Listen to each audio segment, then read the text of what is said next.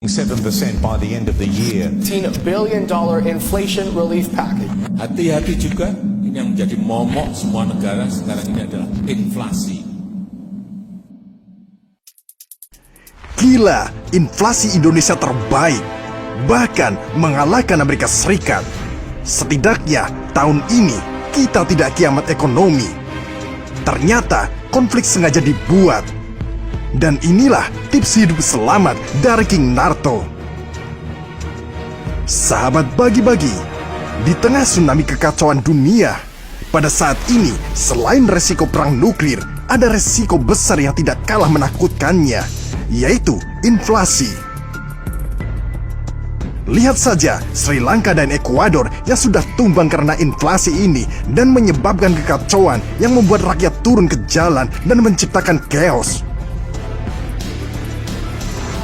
Kehancuran suatu negara karena inflasi adalah momok menakutkan di tengah pasar dengan sistem kapitalis pada saat ini. Dan mau hancur karena militer atau ekonomi, King Narto kasih tahu bahwa keduanya benar-benar menyakitkan. Dan hebatnya kita lolos dari inflasi skala dunia pada tahun ini. King Narto apresiasi pemerintah untuk bagian ini. Karena King Narto tidak memihak atau mengkubu pada siapapun dari ini.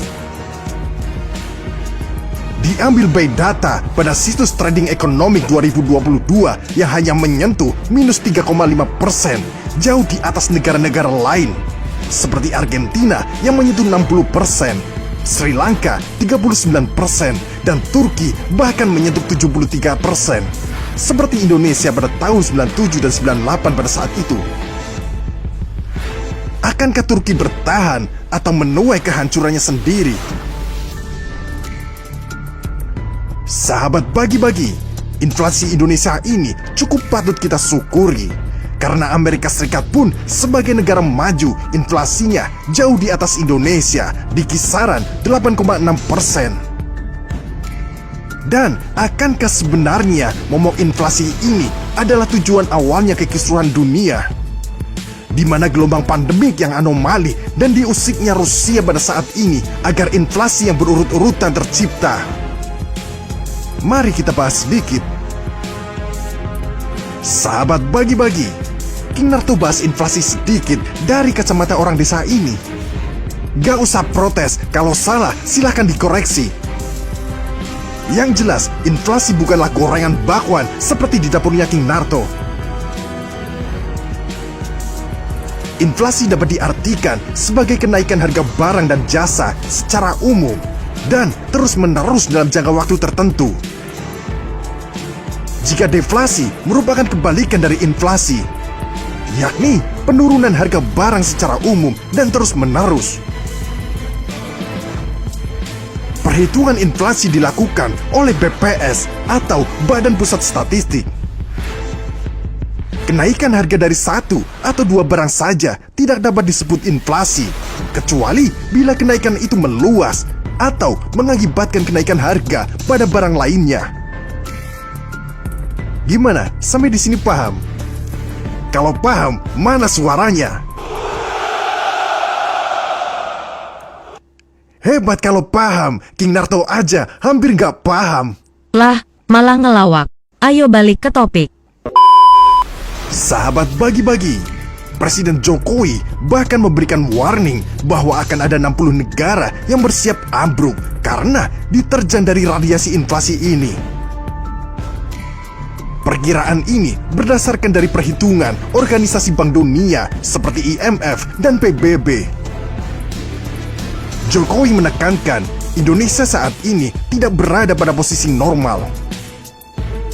Dan beliau mengingatkan, begitu krisis keuangan masuk ke krisis pangan, masuk ke krisis energi, kondisinya akan semakin mengerikan. Di sini kita paham di mana inflasi bergandengan erat dengan krisis-krisis di dunia. Seperti krisis keuangan, krisis pangan, dan krisis energi. Nah, pertanyaannya, apa kaitannya dengan banyak konflik dunia pada saat ini ikut memicu inflasi? Ya, tentu.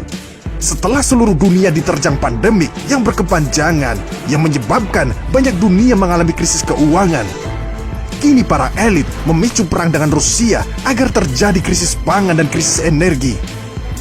Lihatlah Rusia yang akhirnya memblokade Laut Hitam yang menyebabkan terhentinya pasokan gandum dan mengancam 40 juta manusia kelaparan, seperti yang dikatakan oleh Sekretaris Jenderal PBB Antonio Guterres. Sahabat bagi-bagi, tidak hanya itu, setelah krisis pangan tercipta, kini dunia dihebohkan lagi dengan krisis energi yang akhirnya ikut-ikutan menggoyang krisis baru di dunia ini. Di mana krisis energi kini membayangi semua negara termasuk Indonesia. Di mana pemerintah pun jadi sibuk bongkar pasang strategi agar subsidi BBM tidak membebani keuangan negara secara berlebihan, agar tidak terjadi inflasi yang lebih besar lagi. Untungnya King Narto pakai sepeda ontel dan kuda. Terlihat jelas permainan besar sedang berlangsung, di mana semuanya terjadi secara berurutan, dan akan aneh bila Ormas Narto menganggapnya sebagai kebetulan belaka. Kan emang sudah dijelaskan di video King Narto kemarin-kemarin bahwa Indonesia harus bersiap karena gelombang besar baru akan datang. Lihatlah China dan Australia saat ini yang mau ikut-ikutan bikin kisruh, di mana nanti jangan kaget bila pasokan produk dari China yang murah-murah akan hilang karena perang dagang. Dan impor daging dan susu dari Australia terhenti karena mereka berperang. Remuklah ekonomi dunia ke depan, dan itu kemungkinan besar terjadi karena bisa kita lihat langkah 1-3 sudah dilaksanakan. Tinggal yang keempat tidak dilakukan. Karena setelah Australia menghentikan banyak ekspor bahan baku pangan, maka dunia akan mengalami babak baru krisis pangan yang lebih mencekam.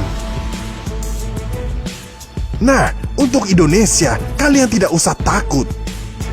Ini King Narto kasih tips hebat untuk para rakyat jelata seperti King Narto ini yang bukan tukang bakso ini. Inflasi dan moneter gak akan ngaruh kalau kalian berlatih hidup seperti manusia purba atau seperti manusia kampung seperti King Narto. Tidak mau hutang bank dan pinjol. Naik kendaraan ala kadarnya, sepeda misalnya. Kalau mau naik motor atau mobil, bisa naik Grab. Ngapain sok-sokan beli kalau ngutang? Mau cari lauk, tinggal siapkan kail dan pancing. Mau makan sayuran, tinggal tanam sendiri di kebun. Kita rakyat Indonesia punya kemampuan dan pengalaman ini. Ingat, nenek moyang kita ajarkan itu berburu dan meramu. Bermainlah dulu kalian dari alam. Dan ingat, kalian jangan mengajarkan anak-anak kalian bermain dengan mengeluarkan uang untuk mendidik mereka menjadi pribadi yang konsumtif. Suruhlah mereka perosotan di sungai dan di kebun, bukan di time zone. Suruhlah mereka berlatih membuat pedang dari kayu, bukan membeli mainan plastik di toko. Latihlah mereka membuat, bukan membeli. Hidup ini mudah, tinggal kita yang berubah. Air, udara, dan pengalaman itu semuanya gratis. Tetapi kenapa sekarang harus beli? Gas mahal, masaklah pakai kayu bakar. Listrik mahal, gak usah pakai kulkas dan mesin cuci. Memang capek, tapi hitung-hitung olahraga. Gak punya kulkas juga baik. Selain jadi hemat listrik, kita akhirnya akan gemar berbagi. Lihatlah King Narto yang gak punya kulkas, yang akhirnya daripada kelebihan makanan itu kita bagikan ke tetangga kita. Semua ini mudah, asalkan kita bersyukur dan memandang alam. Karena ini adalah peran kita sebagai manusia. Biarlah yang ribet-ribet urusan para pemimpin saja. Kita sebagai rakyat cukup beradaptasi. Tidak ada beras, singkong pun jadi. Sekian curhatan dari King Narto. Merdekalah Indonesia seutuhnya. Merdeka.